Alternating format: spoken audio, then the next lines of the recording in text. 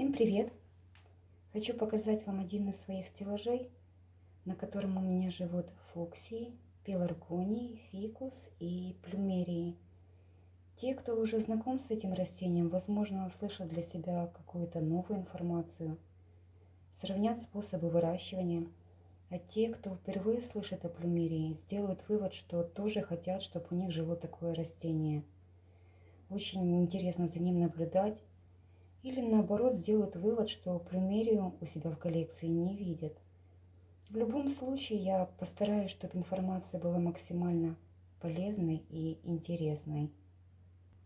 Вот так мы здесь расположились. Просторненько нам, светло, тепло. Главным условием выращивания плюмерии является освещение. Чем больше света мы получаем, тем более компактным и красивым будет растение. Стараюсь, чтобы горшочки стояли на расстоянии друг от друга, чтобы листики не соприкасались и получали максимум света.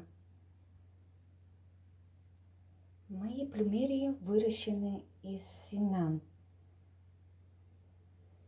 Сеяла я их 31 декабря в прошлом году, и на сегодня нам уже чуть больше года. Как выглядит растение, мне очень нравится. Они компактные, аккуратные, шикарными макушечками. Вот так они выглядят. Такие красавицы. С самого рождения я выращиваю плюмерии на фитиле. Недостатка влаги они никогда не испытывают. Вот такие горшочки я использовала. Сейчас покажу вам, как они росли. Месяц назад мы переселились в новые горшочки побольше. Объем контейнера 1,2 литра. Сейчас покажу вам эти горшочки, вот такие красивые. Это тот же фитиль. Вот так они выглядят. И в качестве грунта я сейчас использовала циолит крупной фракции. До этого плюмерии мои росли в универсальном грунте, смешанном с вермикулитом. Стараясь не разрушать земляной ком, сделаем перевалочку. На дне горшочка и все свободное пространство сейчас заполнено циолитом.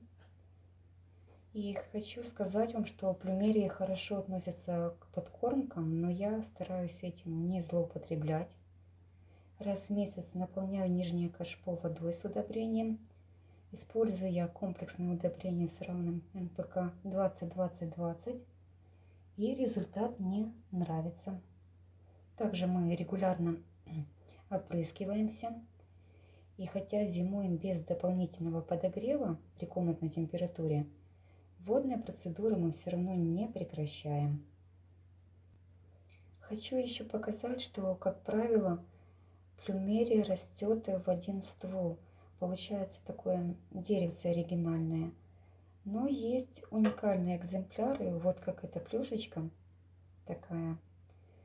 Вырастила две боковые веточки, но поскольку их закрывают верхние листики, то из-за недостатка света они плохо развиваются, но они есть.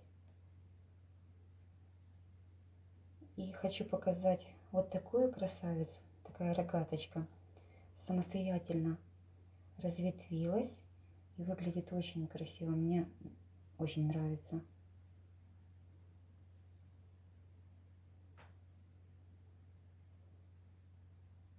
Чем еще уникальна плюмерия? Она цветет.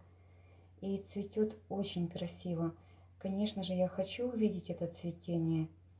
И надеюсь, что через 3-4 года у меня такая возможность будет.